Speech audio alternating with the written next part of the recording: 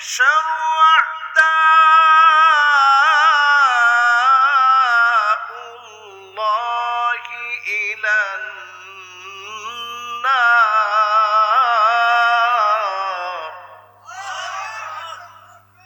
إلى النار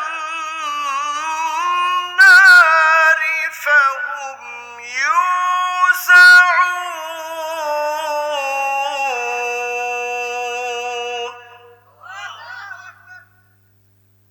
যারা যারা শুনলেন এমন একটা আয়াত তেলাওয়াত করছি যে আয়াত মানুষের শরীরের লোমগুলোকে দাঁড় করিয়ে দেয়। আল্লাহ শত্রুদেরকে আল্লাহ সেদিন হাজির করবে, দলে দলে জাহান্নামের সামনে একত্রিত করবে। ইন্না জাহান্নামা কানাত মিরসাদা, যেই জাহান্নামকে আল্লাহ রাব্বুল আলামিন জ্বালাতে জ্বালাতে লাল বানালেন, জ্বলতে জ্বলতে আগুনগুলা সাদা হয়ে গেছে, ওই আগুনকে আবার কালো বানাবেন। এত ভয়াবহ জাহান্নামের সামনে সেদিন গোলামদেরকে হাজির করবেন। বড় আদর করে আল্লাহ মানুষ বানিয়েছেন, জাহান্নামে দেওয়ার জন্য আল্লাহ মানুষ বানান নাই। সেদিন যখন জাহান্নামের সামনে হাজির করানো হবে, আল্লাহ বলবেন, গোলাম আজ কেন তুই জাহান্নামের দিকে যাচ্ছিস? আজকে কেন তুই জাহান্নামের দিকে আসলি? সেদিন আল্লাহ বলবেন, তোর অপরাধের জবাব তুই আজকে নিজে দে। দ্বিতীয় আয়াত তেলাওয়াত করেছি, হাত্তা ইযা জাউহা শাহিদা আলাইহিম সামউহুম ওয়া আবসারুহুম ওয়া জুলুদুহুম বিমা কানু ইয়া'মালুন। জবান সেদিন যখন আল্লাহ বন্ধ করে দিবেন,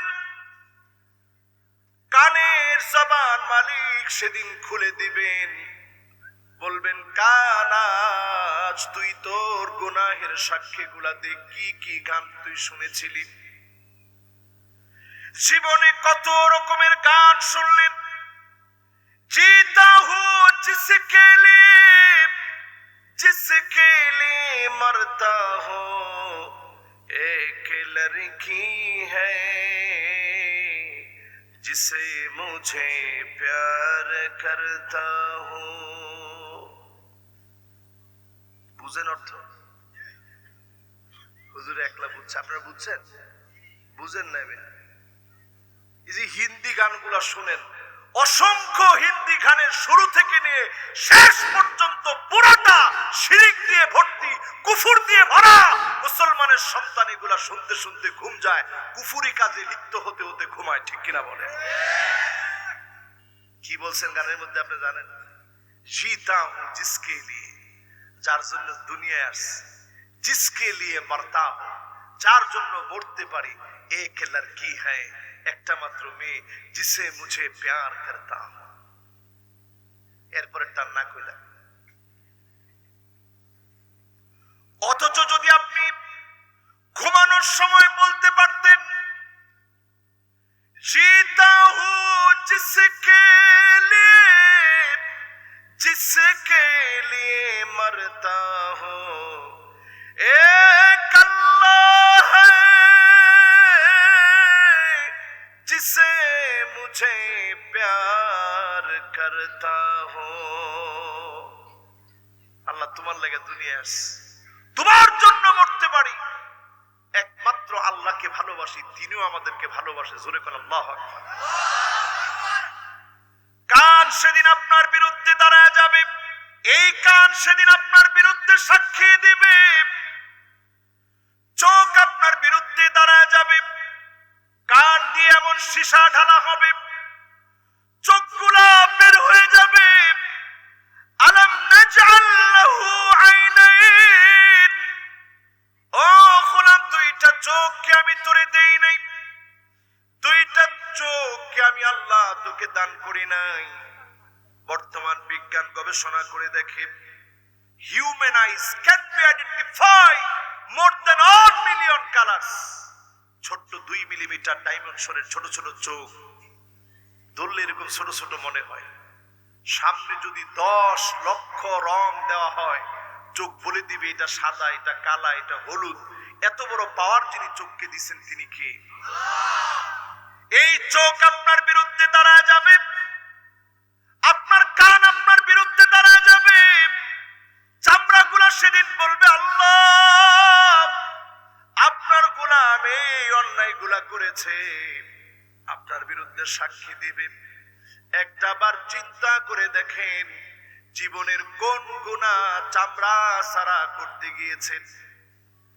সেদিন মানুষকে আল্লাহ পাক হিসাবের জন্য দাঁড় করায় দিবেন কামিকদারি মিলিন। মানুষের মাথার উপরে আধা দূরে সূর্য চলে আসবে, টকবক টকবক করে মাথার মগজগুলা ফুটবে, মানুষগুলা শুধু ঘামতে থাকবে। কারো কারো ঘাম সেদিন টাকনু পর্যন্ত পৌঁছায় যাবে, কারো কারো ঘাম সেদিন হাঁটু পর্যন্ত পৌঁছায় যাবে। নিজের শরীরের ঘাম নিজের কোমর পর্যন্ত পৌঁছায় যাবে, কারো কারো ঘাম সেদিন বুক পর্যন্ত পৌঁছায় যাবে। আল্লাহর নবী নিজে দেখালেন নিজের মুখের দিকে ইশারা করে, কারো কারো ঘাম সেদিন এই নাক পর্যন্ত পৌঁছায় যাবে। মানুষ ঘামের ভিতরে হাবুডুবু খাবে, একদিন দুদিন 3 দিন না, 50,000 বছর হিসাব দেওয়ার জন্য অপেক্ষা করা লাগবে। কার সিরিয়াল না জানি কখন চলে আসে। বুখারীর বর্ণনায় এসেছে মান্নু কিসা হালাক, যাকে আল্লাহ বলবেন পর জবাব দে, ওই লোকটা এক কদম সামনে যেতে পারবে না। আজকের মাহফিল থেকে বলি আল্লাহ বিনা হিসাবে যাদেরকে আপনি মাফ করে জান্নাতি বানাবেন, আমাদের মতো গুনাহগারদেরকে বিনা হিসাবে জান্নাতি বানায় দিন। পড়ে না আমিন। 50,000 বছর শুধু হিসাবের জন্য দাঁড়ায় থাকা লাগবে। মানুষ শুধু ঘামবে আর ঘামবে।